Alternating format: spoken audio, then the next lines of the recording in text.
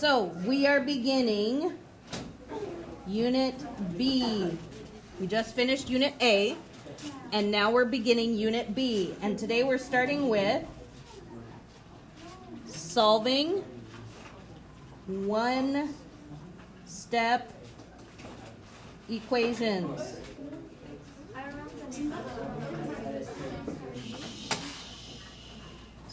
Solving one-step equations. We will get to solving two-step equations tomorrow, and after that we will spend several days working on solving multi-step equations. Okay? So, this is something that is going to seem a little bit tedious because it's just a one-step equation and it's super easy. But again, we're building a foundation for when the problems get more difficult.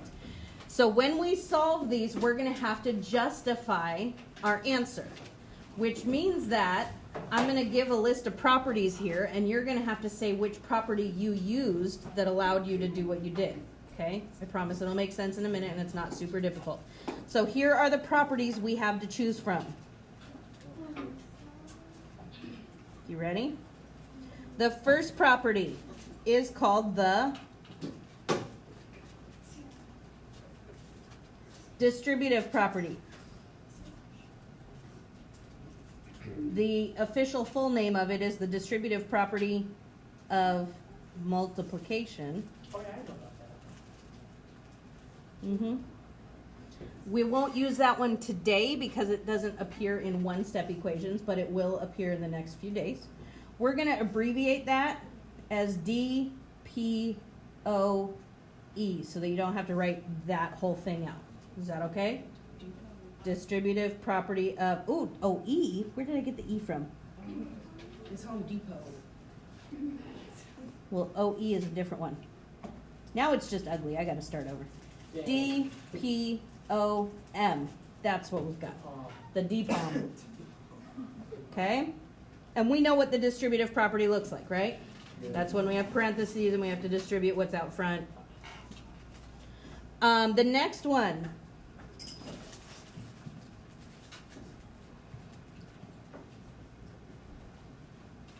Combining like terms. Do you know what I mean when I say that? Yes. Okay. I'm going to abbreviate that one CLT. Again, probably won't see that one today because we're just doing one step, but we will see it in the next few days. Okay? And the next four all go together very well. The addition property of equality. What is the addition property of equality? Well, that says if I have an equation and I add something to one side of the equal sign, I also have to add something to the other side of the equal sign. That keeps it equal. So what do you think we're going to call that one? APOE. Addition property of equality. What do you think comes after the addition property of equality?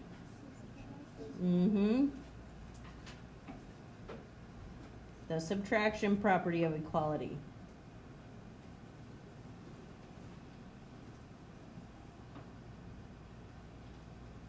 What do you think we're going to call that one? SPOE. SPOE. That one says if you subtract something from one side of the equal sign, you also have to subtract from the other side of the equal sign in order to maintain equality. What do you think is going to come next?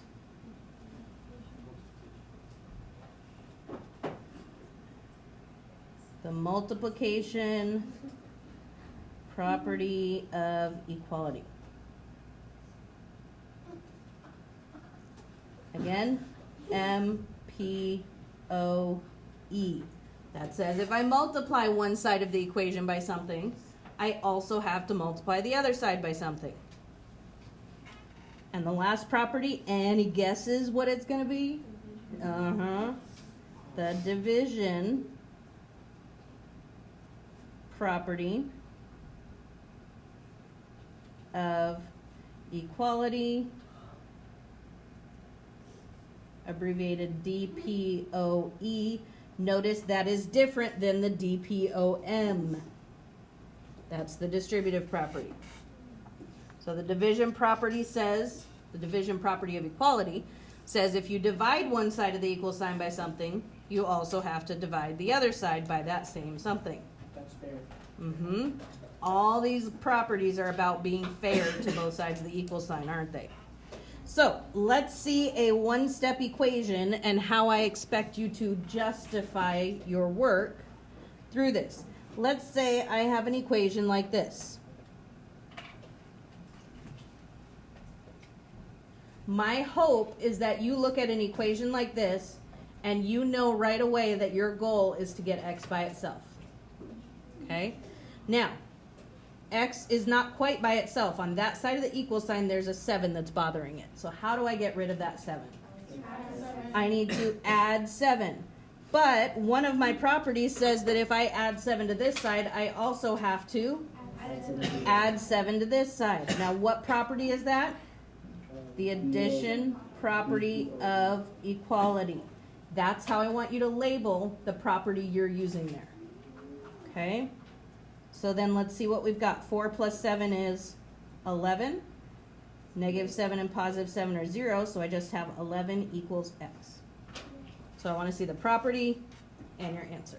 Again, these are one step, so they're super easy. We're going to increase the difficulty tomorrow. Okay? All right, next one. N plus 10 equals 21. Is n by itself? No. What do I need to move? I need to subtract 10 from both sides. Which property is that? Subtraction property of equality. So that's going to give me n equals 21 minus 10 is 11. Completely unplanned that those ended up with the same answer. Does it matter if your letter is on the left or on the right? Doesn't matter whatsoever. Okay. All right. Next one. R over 14 equals negative 10. So what am I trying to get by itself? R. R is currently being divided by something. So how am I going to cancel that? I'm going to multiply by something. It's being divided by 14, so I'm going to multiply by 14. And the property that I'm thinking of says I need to multiply both sides by that something. And what is that property? Multiplication property of equality, right? Because I'm multiplying there. My 14s will cancel, and I'm left with R equals, what's negative 10 times 14? Negative 140. Negative 140. So? Hopefully piece of cake.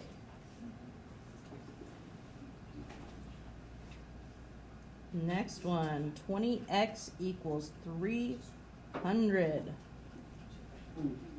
How do I get x alone? Oh, you divide by 20. Divide both sides by 20, because 20 is being multiplied. To cancel out that multiplication, I need to divide, and I divide both sides because of what property? Division property of equality. That cancels. I have x equals, what is 300 divided by 20? 15. Super easy, right? We'll do a few more just for good measure. I'll try and challenge you a little bit.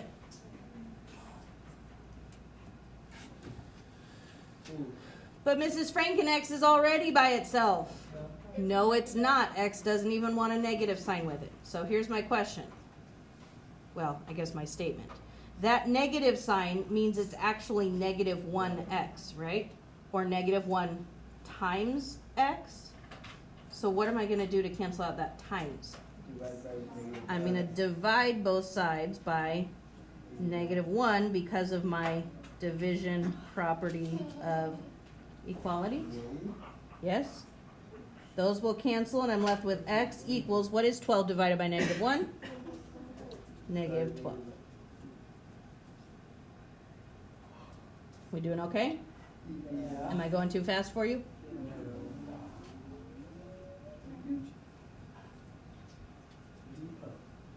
Number 6. V over 16 equals negative 5 over 16. Now I have a question. Does this negative sign go with the 5, the 16, or both? It goes like this? What happens if you put it with both? Doesn't that represent a positive fraction? So it can't go with both.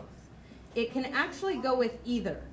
You can put it with either the 5 or the 16. I always tend to put it to the top number because numerators are easier to deal with than denominators. So let's try and keep the denominator positive to make it as easy as possible. So I'm going to call this negative 5 over positive 16 if you're okay with that. Okay? Now, ignoring the fact that this is a fraction, the beginning of this problem looks very much like number 3. Yes, it does. So, how am I going to get v by itself? Multiply by what? 16. So I'm going to multiply by 16 over here and multiply by 16 over here. Well, I'm technically multiplying by 16 over 1, aren't I? Yeah. So that gives me 16v over 16. Those 16s cancel. And I'm left with v. Over here, I have a negative times a positive. That gives me a negative. And again, 16 over 1, we got the canceling thing. So I have negative 5 over 1, which is just negative 5. What property did I use? I multiplied, so I used the multiplication property of equality. Okay? All right, 2 more. You ready?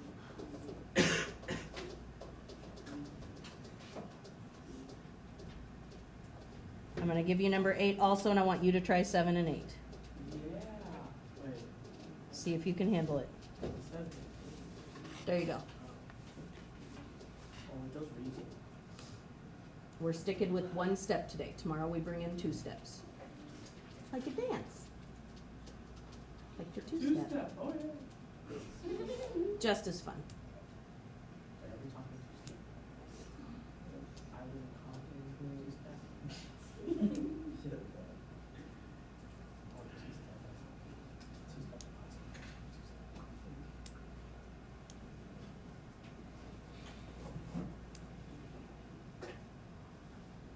All right, on number 7, what am I going to do?